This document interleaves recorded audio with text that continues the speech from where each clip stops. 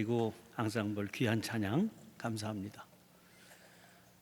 지난 주일 설교 제목이나 내용을 아직 기억하고 계시는지요? 제목이 괴물에서 벗어나기였습니다. 요즘 응답하라 1988 이런 제목의 드라마가 높은 시청률을 자랑하고 있어서 화제에 오르고 있습니다. 이 높은 인기의 중심에는 30년이 채 안 지난 그 당시 우리들의 삶에 대한 진한 그리움이 있다고 합니다. 그러나 그것은 그야말로 드라마일 뿐입니다.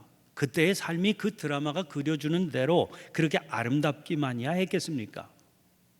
더 중요한 것은 많은 사람들의 마음속에 우리들의 삶이 좀 그랬으면 좋겠다, 그런 기대 때문이라고 할 수 있겠습니다. 그런 삶을 살고 싶다는 기대와 비교를 해보면 지금 우리들의 삶은 괴물이더라는 거지요. 드라마 제작진조차 놀라게 된 높은 시청률은 가난했어도 인간적이었던 그런 삶을 살고 싶다 하는 이 시대 우리들의 목마름을 그대로 드러내고 있는 셈입니다. 우리들의 숙제는 어쩔 수 없이 이 시대에 살더라도 이 시대가 만들어낸 괴물의 삶을 따라가지 않는 데 있습니다. 그것이 곧 괴물에서 벗어나기 아니겠습니까?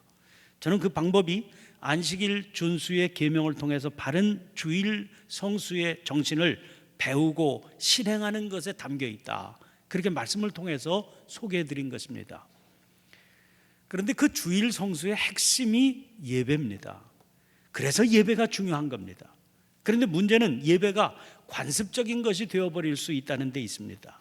생명이 없는 행위로 그치게 될 수 있는 겁니다. 우리는 그것을 참다운 예배라고 할 수 없겠죠. 그런 예배의 삶을 통해서는 그러니까 참된 영적 삶을 누릴 수가 없습니다. 당연히 예배를 드리면서도 우리들의 삶은 괴물에서 벗어날 수가 없게 되고 우리들의 영적 삶은 무미건조하고 껍질만 남는 것이 되고 말 것입니다. 자, 그런 의미에서 오늘 본문 말씀에 주목해 보시기를 바랍니다. 주님께서 하루는 사마리아의 수가라고 하는 동네로 지나가시게 됐습니다. 행로에 지치신 주님은 그 동네 우물 곁에서 쉬시게 됩니다. 마침 제자들이 먹을 것을 구하러 동네로 간 사이에 한 여인이 물을 기르러 나왔습니다. 주님은 그 여인에게 물을 좀 달라고 청하셨죠. 그 바람에 여인과 주님과의 사이에 대화의 자리가 마련이 됐습니다. 전개되는 대화를 보면 이 여인은 남자 관계가 복잡한 여자였습니다. 여인에게는 남편 5이 있었는데 지금은 남편도 아닌 남자와 함께 살고 있었기 때문입니다. 본문의 분위기를 보면 그런 여자였기 때문에 사람들의 눈총을 받으면서 살아갈 수밖에 없었던 것 같습니다. 사람들이 쉬쉬하면서 그를 가까이 하지 않았습니다. 그런데 같은 사마리아 사람도 아닌 유대인이 자기에게 말을 걸어오니까 당황했을 겁니다. 대화가 계속 진행이 되면서 이 여인은 지금 자기와 대화를 나누고 있는 분이 보통 분이 아니시라고 하는 것을 깨닫게 됩니다. 그가 자기 삶의 현장을 꿰뚫어 보듯 알고 있었기 때문이죠. 그래서 19절에서 이렇게 말하고 있습니다. 주여, 내가 보니 선지자로소이다. 이어지는 20절 말씀 보세요. 우리 조상들은 이 산에서 예배하였는데 당신들의 말은 예배할 곳이 예루살렘에 있다 하더이다. 여인은 지금 사마리아와 유대 사이에 벌어지고 있었던 예배 장소에 관한 논쟁에 대해서 주님께 여쭌 겁니다. 그래서 주님께서 대답하십니다. 뭐라고 말씀하시죠? 먼저 21절 말씀 보세요. 이 산에서도 말고 예루살렘에서도 말고 너희가 아버지께 예배할 때가 이르리라. 이거 무슨 말씀입니까? 예배의 장소는 중요한 게 아니다 하시는 말씀입니다. 진정으로 중요한 것은 아버지께, 즉 예배를 드리는 대상, 드리는 예배를 받으시는 그 대상이 누구냐, 그게 중요한 것이다 하는 말씀입니다. 생각해 보면 이것처럼 단순하고 분명한 게 어디 있겠습니까? 우리가 믿는 하나님은 어디에나 계신 분이십니다. 그러니까 그 장소가 어떤 곳이든 진정으로 하나님 앞에 예배를 드린다면 어디에서나 그 예배를 받으시겠지요. 그러나 사람들은 이토록 단순하고 분명한 것을 잘 못 알고 있습니다. 그래서 예수님 당시에는 예루살렘에서 드리는 예배가 진짜냐, 그리심산이 진짜냐, 이걸 가지고 머리가 터지게 싸웠던 겁니다. 이것은 비단 장소만의 문제가 아닙니다. 다시 말하면 겉으로 보이는 것만 갖춘다고 해서 그것이 하나님 앞에 드리는 진정한 예배가 되는 건 아니다, 그 말입니다. 또 그 당시만의 문제도 아닙니다. 우리의 문제일 수도 있기 때문입니다. 우리는 지금 누가 보더라도 하나님 앞에 드리는 예배의 장소, 예배의 시간에 예배를 드리고 있죠. 그러나 정작 예배 드리는 우리 자신은 하나님 앞에 있지 않을 수도 있는 겁니다. 우리의 마음이 엉뚱한 곳에 가 있을 수도 있다, 그런 말입니다. 그저 습관적으로 마지못해 나와서 앉아 있을 수 있다는 거죠. 그러면 그게 어떻게 하나님 앞에 드리는 예배가 되겠습니까? 그러므로 주님께서는 여인에게 분명히 말씀하시는 겁니다. 너희가 장소에 대해서 이러쿵저러쿵 하던 어리석은 논의를 거두고 아버지께 예배를 드릴 때가 온다. 그러면서 22절에서 덧붙여서 이렇게 말씀하십니다. 너희는 알지 못하는 것을 예배하고 우리는 아는 것을 예배하노니 이는 구원이 유대인에게서 남이라. 예배에 관한 한 유대인들에게도 분명히 잘못이 있습니다. 그러나 분명한 것은 유대인들은 그런 잘못에도 불구하고 예배의 대상이 누구신가에 대해서는 잘못이 없다는 겁니다. 다시 말해서 여호와 하나님께 예배를 드려야 된다, 이것만큼은 분명히 알고 있었다는 말이죠. 사마리아 사람들은 그 신앙이 이방인들의 신앙과 혼합이 되는 바람에 그거마저도 희미해져 버렸습니다. 주님은 바로 그 사실을 지적해주고 계시는 겁니다. 주님은 결론적으로 예배에 관해서 아주 중요한 말씀을 주세요. 23절, 24절 말씀입니다. 먼저 23절 말씀 보세요. 아버지께 참되게 예배하는 자들은 영과 진리로 예배할 때가 오나니 곧 이때라. 아버지께서는 자기에게 이렇게 예배하는 자들을 찾으시느니라. 우리 교회 주일낮 1부, 2부 오늘 같은 이 예배를 시작할 때 인도자와 회중이 기원을 교독하게 되어 있습니다. 그때 회중이 드리는 첫 기원이 바로 이 구절입니다. 워낙은 신령과 진정으로 이렇게 되어 있었는데 요즘은 영과 진리로 이렇게 바꾸었습니다. 개중에 어떤 분들은 이게 왜 바뀌었나 궁금해하시는 분들이 있다고 들었습니다. 그것은 개역 성경의 표현을 현재 우리가 사용하고 있는 개역 개정판의 표현 번역으로 바꾼 겁니다. 아무튼 중요한 것은 하나님께 참으로 예배를 드리는 사람은 영과 진리로 예배를 드려야 된다는 겁니다. 하나님께서는 그렇게 예배 드리는 사람을 찾으신다는 겁니다. 아버지께서는 자기에게 이렇게 예배하는 자들을 찾으시느니라. 여러분, 정신이 번쩍 드는 말씀 아닙니까? 그러므로 주님은 이런 마지막 결론을 내리세요. 24절입니다. 하나님은 영이시니 예배하는 자가 영과 진리로 예배할지니라. 사랑하는 성도 여러분, 하나님께서는 영과 진리로 드리는 예배를 받았습니다. 그렇다면 과연 영과 진리로 드리는 예배는 어떤 예배를 말하는 거겠습니까? 그런 예배를 드리기 위해서 또한 우리가 알고 있어야 되는 건 어떤 것들이겠습니까? 가장 중요한 것은 하나님께서 살아계신 분이라고 하는 사실을 생생하게 깨닫고 있어야 된다는 겁니다. 이 사실이 아주 전율할 정도로 생생하게 우리의 심령 속에 파고 들어와야 됩니다. 우리는 죽은 우상이 아닌 살아계신 하나님 앞에 예배를 드리는 자들입니다. 살아계신다고 하는 말은 하나님이 행동하시는 하나님이시다, 역사하시는 분이시다, 그런 말이지요. 그러므로 하나님은 당신을 찾는 이들에게 응답하시는 분이십니다. 히브리서 11장 6절 말씀입니다. 믿음이 없이는 하나님을 기쁘시게 하지 못하나니 하나님께 나아가는 자는 반드시 그가 계신 것과 또한 그가 자기를 찾는 자들에게 상 주시는 이심을 믿어야 할지니라. 하나님께 나아가는 자, 즉 하나님께 예배드리는 사람들에게 있어야 될 믿음이 있다는 거예요. 그것은 하나님께서 살아계셔서 당신을 향해 나오는 심령들에게 상을 주신다 하는 사실이라는 겁니다. 그렇습니다. 우리 하나님은 살아계십니다. 그리고 그분의 시선은 언제나 당신을 그리워해서 찾아 나오는 그런 심령을 향하고 계십니다. 시편 42편 1절 말씀 기억하시는지요? 하나님이여, 사슴이 시냇물을 찾기에 갈급한 같이 내 영혼이 주를 찾기에 갈급하니이다. 이 구절의 배경은 이런 겁니다. 이스라엘은 워낙 건조한 지역이지요. 그러므로 비가 오는 계절이 아니면 흐르는 냇물을 찾기가 어려운 지역입니다. 그런데 이런 지역에도 비가 오랫동안 내리지 않는 가뭄이 찾아왔다 그러면 어떻게 되겠습니까? 식물은 마르고 동물은 목이 타 죽을 지경이 되는 거죠. 숲에서 살던 사슴도 목이 말라 죽을 지경이 됐습니다. 그래서 물소리 나는 곳 없나, 물냄새 어디 없나 온 지역을 헤매고 다닙니다. 그러다가 우연히 겨우 혀나 핥을 수 있을 정도의 시냇물이 그래도 흐르는 지역을 발견하게 됐습니다. 그런데 그런 곳 주변에는 잔인한 사냥꾼이 이렇게 목이 말라서 물을 찾아오는 짐승이 있겠거니 생각하고 그 짐승 잡겠다고 매복을 하고 있기가 십상인 겁니다. 사슴이 그 사실을 압니다. 그런데 너무나 목이 말라서 참을 수가 없는 거예요.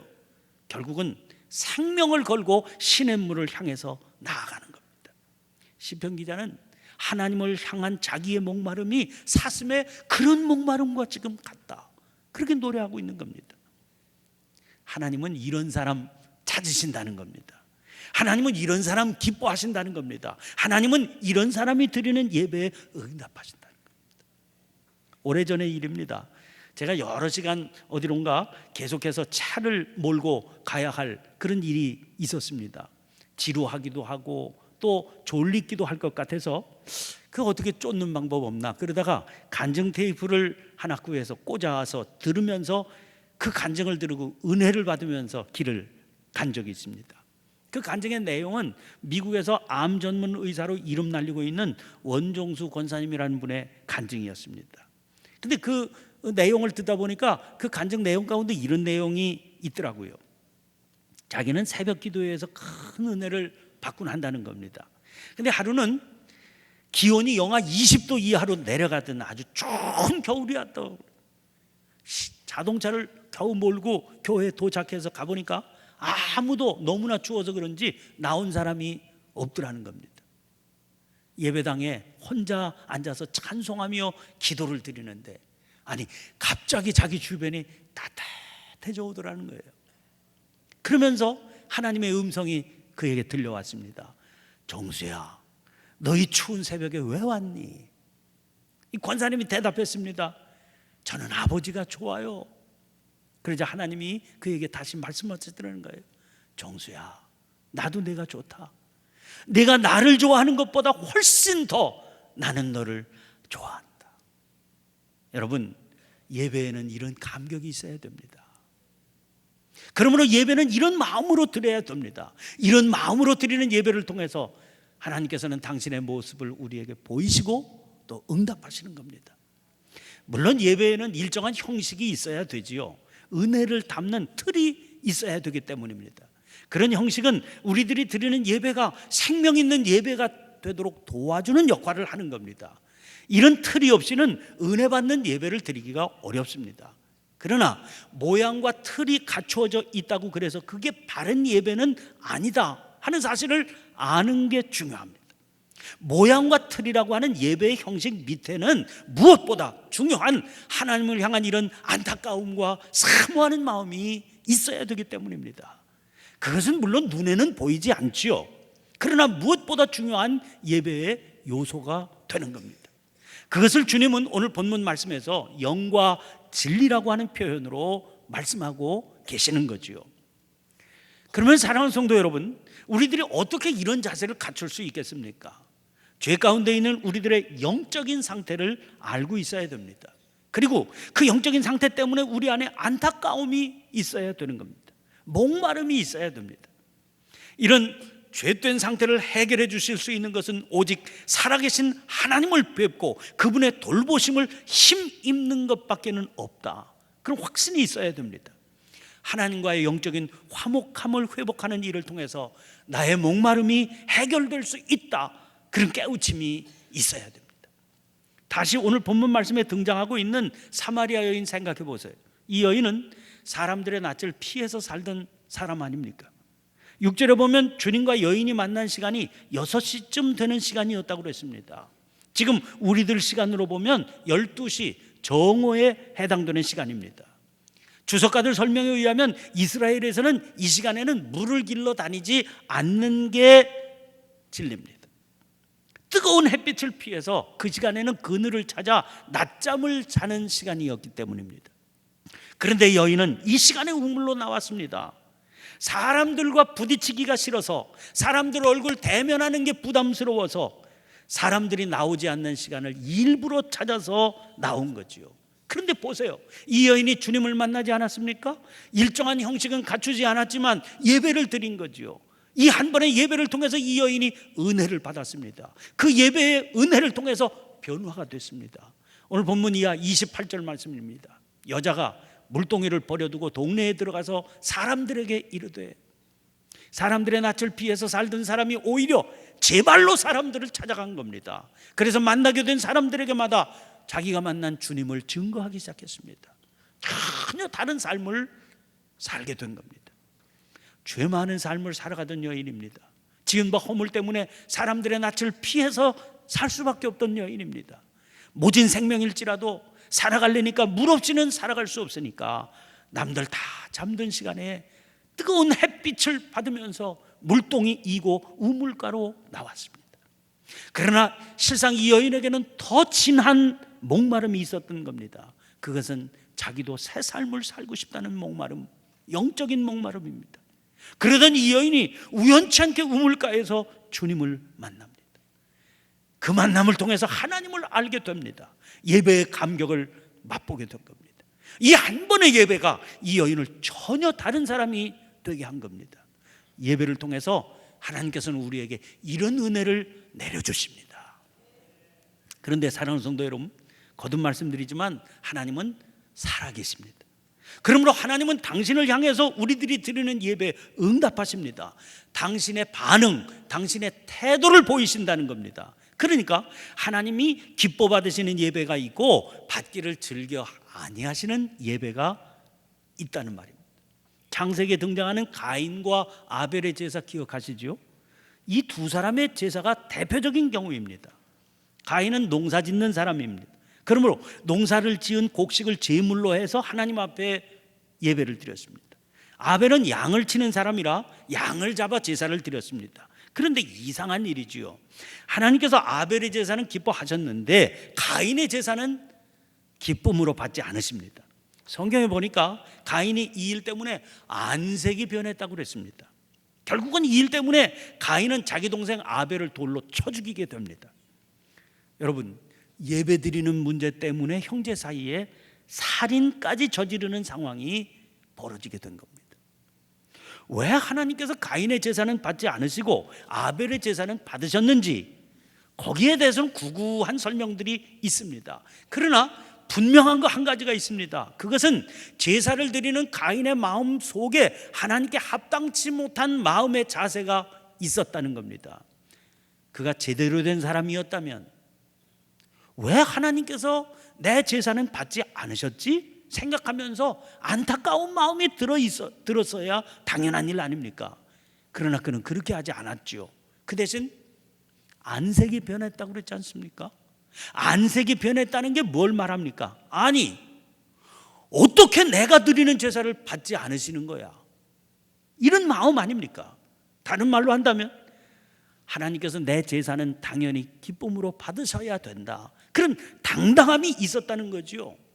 그런 당당함은 결국 교만한 심령에서 나온 것이다, 그렇게 볼 수 있습니다. 하나님은 그런 교만한 심령으로 드리는 제사를 기뻐하지 않으신 겁니다. 주님은 말씀하세요. 하나님께 예배하는 자들은 영과 진리로 예배해야 된다는 겁니다. 이 영과 진리는 어떤 마음의 자리를 말합니까? 가난한 심령입니다. 시편 123편 2절 말씀입니다. 상전의 손을 바라보는 종들의 눈같이, 여주인의 손을 바라보는 여종의 눈같이 우리의 눈이 여호와 우리 하나님을 바라보며 우리에게 은혜 베풀어 주시기를 기다리나이다. 종에게는 주인이 생명입니다. 죽고 사는 게 그 손에 달려 있는 겁니다. 그러니까 주인 앞에서는 잘하고 못하고가 없습니다. 오직 불쌍히 여겨주기만을 바라는 마음 외에 아무것도 있을 게 없습니다. 우리가 하나님을 바라보는 시선이 그러해야 된다는 겁니다. 우리가 하나님을 향해서 예배 드릴 때의 마음의 자세가 그래야 된다는 겁니다. 마태복음 5장 3절 말씀 기억하세요? 심령이 가난한 자는 복이 있나니 천국이 그들의 것임이요. 그렇습니다. 이런 가난한 심령은 그가 드리는 예배를 통해서 하나님께서 허락하시는 천국의 기쁨을 맛보게 될 것입니다. 그래서 마지막으로 강조해서 드리고 싶은 말씀이 있습니다. 가인이 하나님 앞에 제사를 드렸지만 오히려 그 일로 죄를 범하지 않았습니까? 그 말은 예배를 드리는 그 행위보다 더 중요한 게 있다 하는 사실입니다. 그 중요한 것이 하나님 앞에 선 예배자의 마음이지요. 그 중요하고 바람직한 마음이 곧 영과 진리입니다. 예배 자리에 나와 앉아 있다, 그 사실만으로 만족한다면 그것은 영과 진리로 드리는 예배가 될 수 없지요. 다만 주님의 은혜를 사모하는 가난한 심령이 되어서 주님 앞에 서야 됩니다. 그런 마음으로 진행되는 예배의 순서에 정성을 다해서 참여해야 됩니다. 그런 마음은 정성을 담아 드리는 찬송으로 표현되고 마음을 다해 드리는 기도로 나타나게 되겠지요. 하나님께서 친히 허락하시는 말씀을 귀담아 듣고 순종하는 자세로 설교를 듣게 될 것이고, 자기의 모든 것을 주님 앞에 드리는 자세로 봉헌에 참여하게 될 것입니다. 지극히 작은 자 하나에게 한 것이 곧 내게 한 것이다. 주님께서 그렇게 말씀하셨으니까 교회 공동체 한 사람 한 사람의 형편을 마음에 새기고 그를 위해 기도하고 사랑을 쏟는 자세로 성도의 교제를 나누게 될 겁니다. 사랑하는 성도 여러분, 우리들은 지금 하나님 앞에 예배를 드리고 있습니다. 무엇보다 하나님 앞에서 가난한 심령이 되시기를 바랍니다. 그래서 이 예배를 통해서 천국의 기쁨을 누리는 여러분들이 되시기를 바랍니다. 깊은 상처를 싸매주시는 그 은혜 받으시기를 바랍니다. 낙심과 좌절로 가득한 마음에 새 힘을 공급받는 그런 은혜를 누리시기를 바랍니다. 이 예배의 은혜가 아니면 우리는 이 세상의 바람을 이겨낼 수가 없습니다. 괴물의 삶에서 벗어날 방법이 없습니다. 그러나 하나님 앞에 진실한 예배를 드리는 가운데 하나님께서 그 거룩한 손길로 우리들의 괴물의 껍질을 벗겨주셔서 하나님 앞에 온전한 모습으로 설 수 있는 아름다운 심령이 되게 해주시는데, 그 은혜를 저와 여러분들이 하나님 앞에 드리는 예배를 통해서 때마다 일마다 충만하게 누릴 수 있게 되시기를 주의 이름으로 축원합니다. 기도를 드립니다. 은혜로우신 하나님, 저희들의 모습을 맑고 진실한 눈으로 바라볼 수 있는 눈을 주시기를 원합니다. 그리하여 감히 하나님 앞에 설 수 없는 부끄러움을 깨닫게 해 주시옵소서. 그 깨달음과 함께 이 예배의 자리로 저희들을 부르시는 하나님의 음성을 듣게 해 주시옵소서. 가난한 심령이 되어 그 음성에 순종해서 담대히 보좌 앞으로 달려나가는 저희들이 되게 해 주시옵소서. 주님의 보좌에서 흘러나오는 생명수 샘물로 적신받는 은혜의 감격을 누리게 해 주시옵소서. 저희들을 향하신 여호와 하나님의 인자와 긍휼을 깨닫게 하시고 또 거룩한 뜻을 깨닫게 해 주시옵소서. 임마누엘 함께 하시겠다는 동행하심의 약속을 믿고 세상을 향해 사명을 지고 나아가는 저희들이 되게 해 주시옵소서. 이 예배가 그런 감격으로 충만한 생명 있는 예배가 되게 해 주시옵소서. 예수님 이름으로 기도하옵나이다. 아멘.